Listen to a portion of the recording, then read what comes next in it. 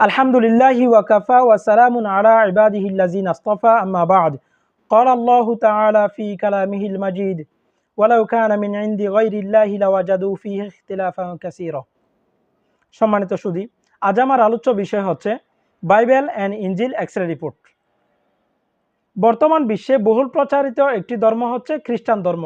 তারা মানুষদেরকে, মুসলিমদেরকে, অমুসলিমদেরকে নানা পরিকল্পনা প্ররোচনার মাধ্যমে খ্রিস্টান বানানোর নানা চেষ্টা চালিয়ে যাচ্ছে। আমরা জানি ধর্মের মূল ভিত্তি হচ্ছে ধর্মগ্রন্থ বা শাস্ত্র। ধর্ম চলে শাস্ত্রের ভিত্তিতে। সেজন্য আজ আমি আলোচনা করব বাইবেল অ্যান্ড ইনজিল নিয়ে।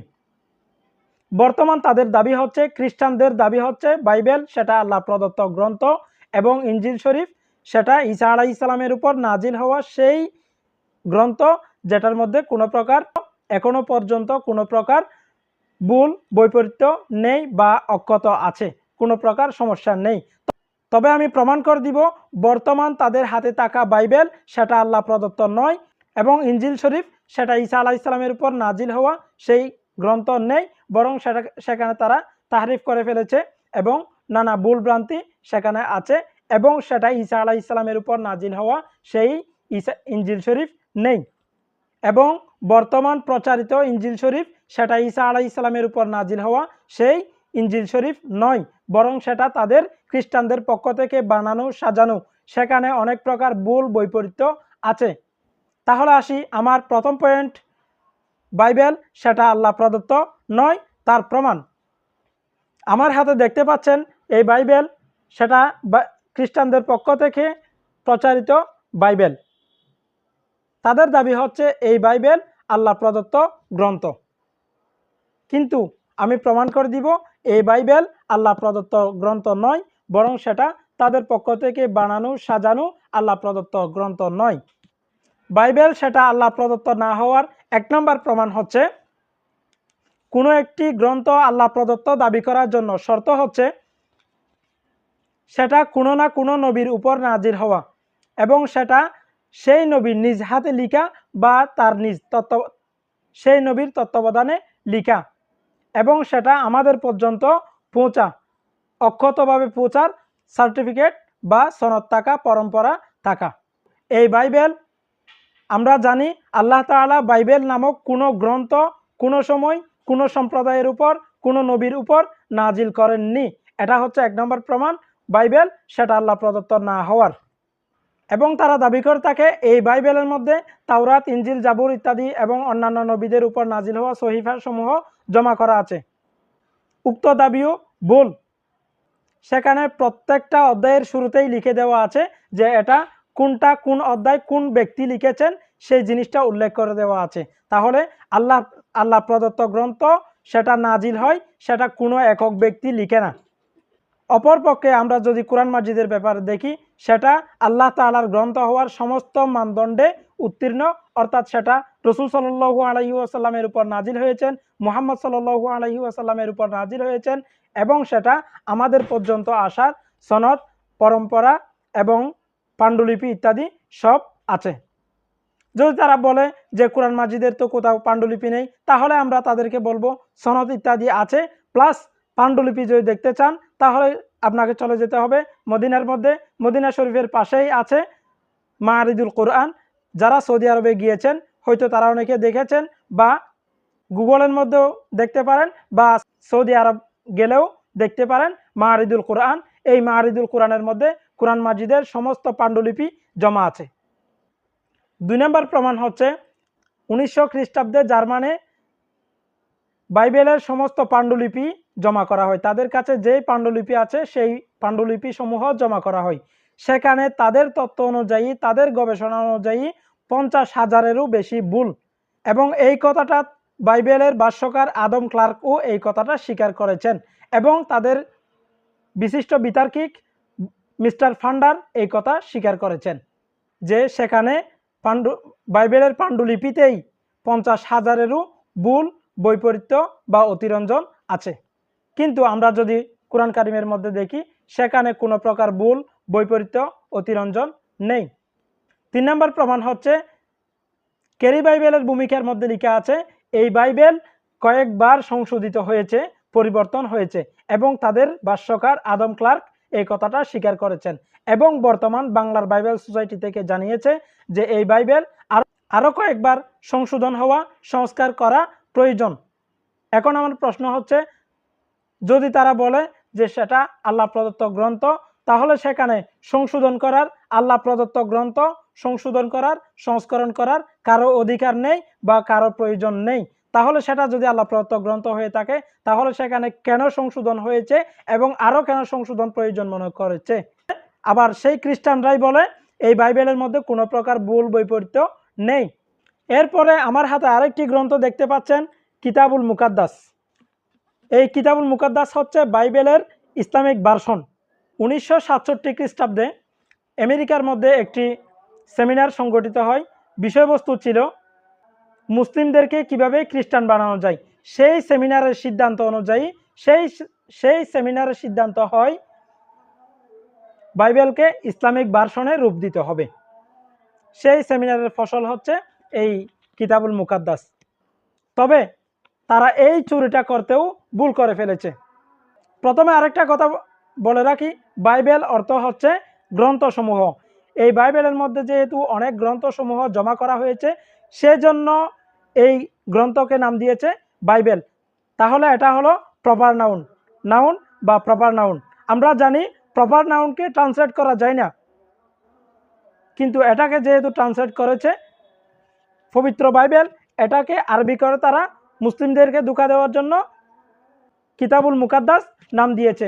এই কিতাবুল মুকাদ্দাস নাম দেওয়াটাই ভুল, কারণ প্রপার নাউনকে ট্রান্সলেট করা যায় না। এই সমালোচনা শুধুমাত্র আমি করছি না, বরং আরও করেছে encyclopaedia of Britannica, lecture of what is Christianity. এরপর আমার হাতে আরেকটি গ্রন্থ দেখতে পাচ্ছেন, নাম দিয়েছে বার্নাবাসের বাইবেল। এই গ্রন্থটি 325 খ্রিস্টাব্দে নিকিয়া সম্মেলনের মধ্যে তাদের একটি সেমিনার হয়। সেই সেমিনারে 325 খ্রিস্টাব্দে বাইবেল থেকে বের করে দিয়েছে। এখানে সত্যতা, একত্ববাদের কথা এবং খ্রিস্টানদের বিপরীত কথা সহ প্রচার হওয়ার কারণে এই বাইবেলকে, বার্নাবাসের বাইবেলকে মূল বাইবেল থেকে বের করে দিয়েছে। কিভাবে তারা একটি গ্রন্থকে মূল গ্রন্থ থেকে বের করে দিতে পারলো? এটা কত বড় বাটপারি, প্রতারণা। আমাদের কোরআনের মধ্যে যদি দেখি, সেখানে শুরু থেকেই এখন পর্যন্ত পৃথিবীর সমস্ত জায়গায়, সমস্ত আনাচে কানাচে 30 পারা, 114 সূরা, কোনো প্রকার বেশি কম নেই। কেউ মানে না এমন নেই। কোনো অংশকে বের করে দেওয়া হয়নি বা কোনো অংশ সংযোজন করা হয় নাই। কিন্তু বাইবেলের মধ্যে এই জিনিসটা আছে যে তারা বার্নাবাসের বাইবেলকে মূল বাইবেল থেকে বের করে দিয়েছে। এরপরে দেখতে পাচ্ছেন ইংলিশ বাইবেল। এই ইংলিশ বাইবেলের মধ্যেও কিন্তু একই অবস্থা, ভুল, বৈপরীত্য, উলটপালট। সেই জিনিসটা এই বাইবেলের সূচিপত্র দেখলেই বুঝতে পারবেন কত উলটপালট করা হয়েছে। কিন্তু যদি আমরা কোরআনের মধ্যে দেখি, সেখানে কোনো প্রকার উলটপালট নেই। এবং ইংলিশ হিসাবে সেখানে ভুল বৈপরীত্য কম থাকবে এমন নয়, সেখানেও বাংলার মতো আরও কঠোর অবস্থা। খ্রিস্টানদের মধ্যে দুটি দল, প্রটেস্ট্যান্ট, ক্যাথলিক। তাদের ক্যাথলিকদের মতে এই বাইবেলের মধ্যে 66টি অধ্যায়, আর প্রটেস্ট্যান্টদের মতে এই বাইবেলের মধ্যে 73টি অধ্যায়। অর্থাৎ কেউ কম মানে, কেউ বেশি মানে। আবার প্রত্যেকটা অধ্যায় নিয়ে তাদের মধ্যে কারো না কারো দ্বিমত আছে, তাদের কারো না কারো সমালোচনা আছে। কিন্তু আমরা কোরআনের মধ্যে যদি দেখি, সেখানে বেশি বা কম নেই এবং কারো কোনো মুসলিমের কোনো প্রকার সমালোচনা নেই। বাইবেলের মূল ভাষা হচ্ছে সুরিয়ানি ভাষা, কিন্তু আমি পুরো খ্রিস্টান জাতিকে চ্যালেঞ্জ দিচ্ছি, তারা সুরিয়ানি ভাষার একটি পাণ্ডুলিপি তারা উপস্থিত করুক। সেটা তারা পারবে না, তাদের কাছে নেই। মূল ভাষার একটিও পাণ্ডুলিপি নেই তাদের কাছে। এবার আসি তাদের দ্বিতীয় দাবি, ইনজিল শরীফ, সেটা ঈসা আলাইহিস সালামের উপর নাজিল হওয়া গ্রন্থ এবং সেটার মধ্যে কোনো প্রকার ভুল বৈপরীত্য নেই এবং সেটা ঈসা আলাইহিস সালামের উপর যেমন নাজিল হয়েছিল তেমনই আছে, কোনো প্রকার ভুল বৈপরীত্য নেই, অক্ষত আছে, হুবহু যেমন রেখে গিয়েছিলেন তেমনই আছে। আমি প্রমাণ করে দিব এই বাইবেলের মধ্যে, এই বাইবেল ঈসা আলাইহিস সালামের উপর নাজিল হওয়া সেই ইনজিল শরীফ নেই, সেখানে অনেক প্রকার ভুল বৈপরীত্য এবং সেটা তাদের পক্ষ থেকে বানানো সাজানো। 1 নম্বর আসি, এই বাইবেলের মধ্যে আপনারা দেখতেই পাচ্ছেন, আমি স্ক্রিনে দিয়ে দিচ্ছি, কভার পেজের মধ্যে ইসলামিক লোগো, গম্বুজের লোগো। আমরা জানি খ্রিস্টানদের লোগো হচ্ছে ক্রুশ, খ্রিস্টানদের লোগো ক্রুশ, খ্রিস্টানদের লোগো গম্বুজ নয়। তাহলে এটা মুসলিমদেরকে ধোঁকা দেওয়ার জন্য 1 নম্বর প্রতারণা, 1 নম্বর বাটপারি। 2 নম্বর, এখানে লেখা আছে ইনজিল শরীফ। আমরা যদি বাইবেলের মধ্যে দেখি, ইনজিল শরীফের মধ্যে যেই অধ্যায়গুলো আছে সেই অধ্যায়গুলো বাইবেলের মধ্যে নতুন নিয়ম, নিউ টেস্টামেন্ট শিরোনামে আছে। পুরো বাইবেল জুড়ে কোথাও ইনজিল শরীফ নেই। 3 নম্বর, এখানে লেখা আছে বাংলা অনুবাদ।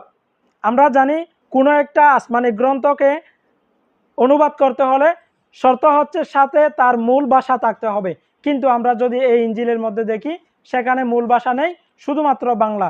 আপনারা যদি যে কোনো ভাষায় কোরআন মাজিদকে দেখেন, সেখানে অনুবাদের সাথে মূল ভাষা, মূল ইবারত অর্থাৎ আরবি দেওয়া আছে, কিন্তু এই ইনজিল শরীফের মধ্যে শুধুমাত্র অনুবাদ দেওয়া আছে, বাংলা দেওয়া আছে বা ইংলিশ দেওয়া আছে, সাথে মূল ভাষা কোনো প্রকার অন্য ভাষা নেই।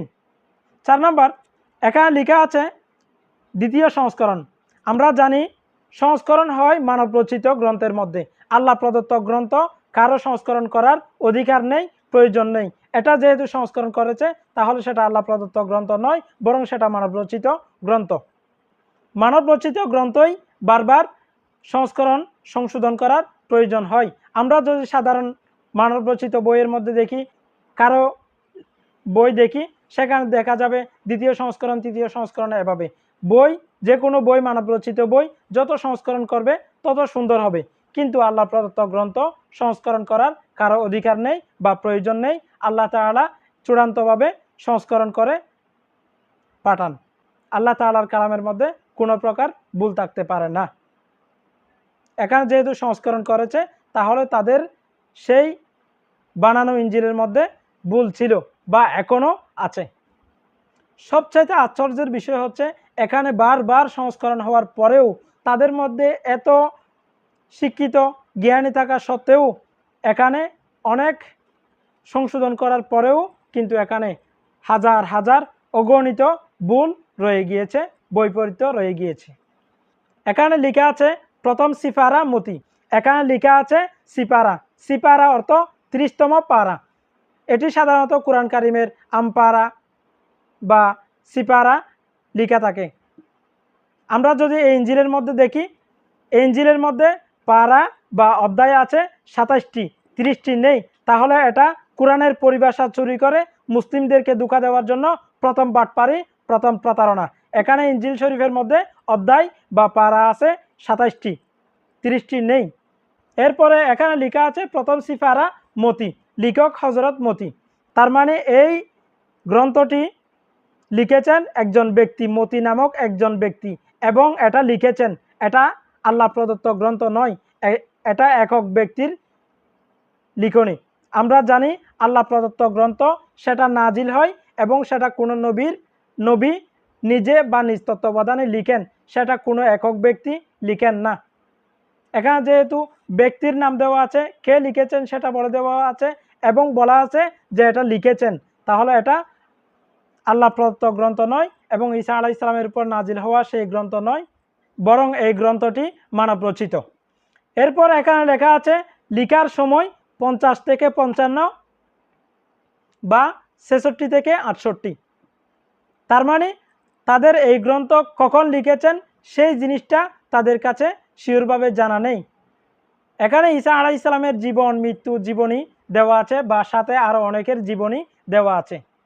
এটা যদি ঈসা আলাইহিস সালামের উপর নাজিল হওয়া কিতাব থাকে, ঈসা আলাইহিস সালাম লিখে থাকেন, তাহলে ঈসা আলাইহিস সালামের মৃত্যুর কথা এই ইনজিল শরীফের মধ্যে কেন? এখানে 4 জায়গায় ইনজিল শরীফের 4 জায়গায় ঈসা আলাইহিস সালামের মৃত্যুর কথা উল্লেখ আছে। তার মানে বোঝা গেল এটি ঈসা আলাইহিস সালামের লিখনি নয়, ঈসা আলাইহিস সালামের উপর নাজিল হওয়া সেই ইনজিল শরীফ নয়, বরং সেটা ঈসা আলাইহিস সালামের মৃত্যুর পরে কেউ লিখেছেন, এবং কে লিখেছেন সেটা প্রত্যেক অধ্যায়ের শুরুতে লিখে দিয়েছেন, এটা অমুক লিখেছে, এটা অমুক লিখেছেন। কোথাও লেখা নেই যে এটা ঈসা আলাইহিস সালামের উপর নাজিল হয়েছেন এবং বা ঈসা আলাইহিস সালাম নিজে লিখেছেন। এই কথাটা পুরো ইনজিল জুড়ে কোথাও নেই। এই ইনজিল শরীফের মধ্যে 27টি অধ্যায় থেকে 14টি অধ্যায় তাদের সাধু পৌলের লেখা, সেন্ট পৌলের লেখা, অর্থাৎ অর্ধেকেরও বেশি মানবরচিত বা সেন্ট পৌলের লেখা। আমরা জানি মানবরচিত গ্রন্থ কারো লিখনি আল্লাহ প্রদত্ত গ্রন্থ হতে পারে না। সেন্ট পৌলের লেখা সেটা আল্লাহ প্রদত্ত গ্রন্থ হতে পারে না। যেহেতু সেন্ট পৌলের লেখা এখানে যোগ করা হয়েছে, তাহলে বোঝা গেল এটা আল্লাহ প্রদত্ত গ্রন্থ নয়, বরং সেটা মানব রচিত এবং ব্যক্তির সাথে সেন্ট পৌলেরও লেখা। এখানে 27টি অধ্যায়ের মধ্যে 14টি অধ্যায়, 14টি পুস্তক বা অধ্যায় পারা সেন্ট পৌলের। এখানে আমি স্ক্রিনে দিয়ে দিচ্ছি সেন্ট পৌলের লিখনি কোনগুলো, যে অংশগুলো সংযোজন করা হয়েছে সেই অংশগুলো আমি সুবিধার্থে প্রমাণস্বরূপ স্ক্রিনে দিয়ে দিচ্ছি। এবং তাদের এই অভ্যাস শুধুমাত্র আজকের অভ্যাস নয়, বরং সেটা তাদের আদি অভ্যাস। নিজের পক্ষ থেকে লিখে আল্লাহর পক্ষ থেকে বলে চালিয়ে দেওয়া, এটা আদি অভ্যাস। যেমন আল্লাহ তাআলা কোরআনে কারিমের মধ্যে বলেছেন, ফাওয়াইলুল লিল্লাযিনা ইয়াকতুবুনাল কিতাবা বিআইদিহিম সুম্মা ইয়াকুলুনা হাযা মিন ইনদিল্লাহ লিয়াশতারু বিহি সামানান কলিলা ফাওয়াইলুল লাহুম মিম্মা কাতাবাত আইদিহিম ওয়া ওয়াইলুল লাহুম মিম্মা ইয়াকসিবুন। আল্লাহ তাআলা তাদের এই বদ অভ্যাসের ব্যাপারে আগেই বলে দিয়েছেন, সেটা তাদের আজকে নতুন কোনো বিষয় নয়, সেটা তাদের পুরাতন অভ্যাস। নিজের পক্ষ থেকে লিখে আল্লাহর নামে চালিয়ে দেওয়া। এরপরে আরেকটি প্রমাণ হচ্ছে এই ইনজিল শরীফের ভূমিকার মধ্যে লিখে দেওয়া আছে, তাদের পরিকল্পিত ইনজিল শরীফের শুরুতে লিখে দেওয়া আছে হযরত অর্থ প্রভু। তাহলে আমার প্রথম প্রশ্ন, হযরত অর্থ প্রভু এটা কোন ডিকশনারি অনুযায়ী, কোন ডিকশনারিতে আছে যে হযরত অর্থ প্রভু? আর যদি হয় যে প্রভু হযরত অর্থ প্রভু, তাহলে আমি বলবো আমার নামের শুরুতেও হযরত লেখে, তাহলে আমি সেই হযরত অর্থ প্রভু বলে দিচ্ছি। ঈসা আলাইহিস সালাম স্বয়ং প্রভু ছিলেন না, বরং প্রভুর বান্দা ছিলেন এবং প্রভুর পক্ষ থেকে প্রেরিত রাসূল ছিলেন, বনী ইসরায়েলদের নিকট প্রেরিত রাসূল ছিলেন, তিনি স্বয়ং প্রভু ছিলেন না। এখন অনেক খ্রিস্টানরা বলতে পারে যে এই বাইবেল এবং ইনজিলের মধ্যে এত প্রকার সমস্যা, ভুল, হয়তো এই বাইবেল এবং ইনজিল আমাদের পক্ষ থেকে লিখিত নয়, বরং সেটা মুসলিমরা বানিয়েছে, সাজিয়েছে। আমি বলবো না, এখানে লেখা আছে, এখানে লেখা আছে বিবিএস অর্থাৎ বাংলাদেশ বাইবেল সোসাইটি থেকে প্রকাশিত। এটা মুসলিমদের পক্ষ থেকে নয়, বরং সেটা বাংলাদেশ বাইবেল সোসাইটি থেকে প্রকাশিত, আমাদের পক্ষ থেকে নয়। সুতরাং আমাদের উপর অপবাদ দেওয়ার বা আপনারা নিজেরা সরে যাওয়ার কারণ নেই। এরপরে অনেকে প্রশ্ন করতে পারেন, এই সমস্ত সমস্যা সেটা তো খ্রিস্টানদের মধ্যে সমস্যা বা খ্রিস্টানদের ধর্মীয় গ্রন্থের মধ্যে সমস্যা, তাহলে সেটা নিয়ে মুসলিমদের এত সমালোচনা করার, পর্যালোচনা করার কি প্রয়োজন, বা আপনার এ ব্যাপারে পর্যালোচনা করার কোন অধিকার, আমাদের মুখোশ উন্মোচন করার কোন অধিকার, আপনি বা মুসলিমরা কোন অধিকারে আমাদের বাইবেলের এবং ইনজিলের সমালোচনা করবে, পর্যালোচনা করবে?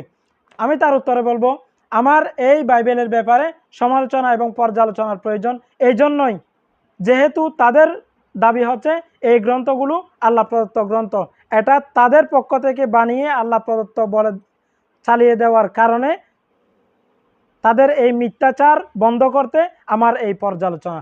2 নম্বর হচ্ছে এই বাইবেল এবং ইনজিল সেটা আল্লাহ প্রদত্ত বলে মুসলিমদেরকে প্রচার করার এবং খ্রিস্টান বানানোর চেষ্টা চালানোর কারণে, এই বাইবেল এবং ইনজিল দিয়ে মুসলিমদেরকে খ্রিস্টান বানানোর চেষ্টা চালানোর কারণে আমার এই সমস্ত গুমর ফাঁস করা। 3 নম্বর কারণ হচ্ছে এই বাইবেল এবং ইনজিল সেটা অক্ষত দাবি করা, সেখানে কোনো প্রকার ভুল বৈপরীত্য নেই বলে দাবি করা। সেই জিনিসটা প্রমাণ করার জন্য, প্রতারণা বন্ধ করার জন্য আমার এই মুখোশ উন্মোচন। আমি একজন তুলনামূলক ধর্মতত্ত্বের ছাত্র হিসাবে যদি আমি বাইবেল এবং ইনজিল নিয়ে পর্যালোচনা করি, সেখানে কোথায় কি কি সমস্যা আছে, কোথায় কি কি প্রতারণা, ভুল, বৈপরীত্য, অতিরঞ্জন আছে, সেই জিনিস যদি আমি পর্যালোচনা করি, তাহলে ইনশাআল্লাহ টানা 3-4 দিন পর্যালোচনা করতে পারবো, তারপরেও শেষ হবে না ইনশাআল্লাহ। কিন্তু আমি বেসিকভাবে কয়েকটা প্রমাণের মাধ্যমে, কয়েকটা বিষয় দিয়ে প্রমাণ করে দিয়েছি যে এই বাইবেল আল্লাহ প্রদত্ত গ্রন্থ নয়, সেটা মানব রচিত, এবং ইনজিল শরীফ সেটা ঈসা আলাইহিস সালামের উপর নাজিল হওয়া ইনজিল নেই, বরং সেটা তাদের পক্ষ থেকে, খ্রিস্টানদের পক্ষ থেকে পরিকল্পিত, সাজানো বানানো। তাহলে আলহামদুলিল্লাহ আমরা প্রমাণ করে দিয়েছি বাইবেল সেটা মানবরচিত গ্রন্থ এবং ইঞ্জিল সেটাও মানবরচিত গ্রন্থ, আল্লাহ প্রদত্ত গ্রন্থ নয় এবং ঈসা আলাইহিস সালামের উপর নাজিল হওয়া সেই গ্রন্থ নাই। আল্লাহ তাআলা আমাদেরকে সকল প্রকার প্ররোচনা ষড়যন্ত্র থেকে বেঁচে থাকার, ঈমান আকীদা রক্ষা করার তৌফিক দান করুক, সত্য স্বর্গ ও মুক্তির পথে চলার তৌফিক দান করুক। আমিন।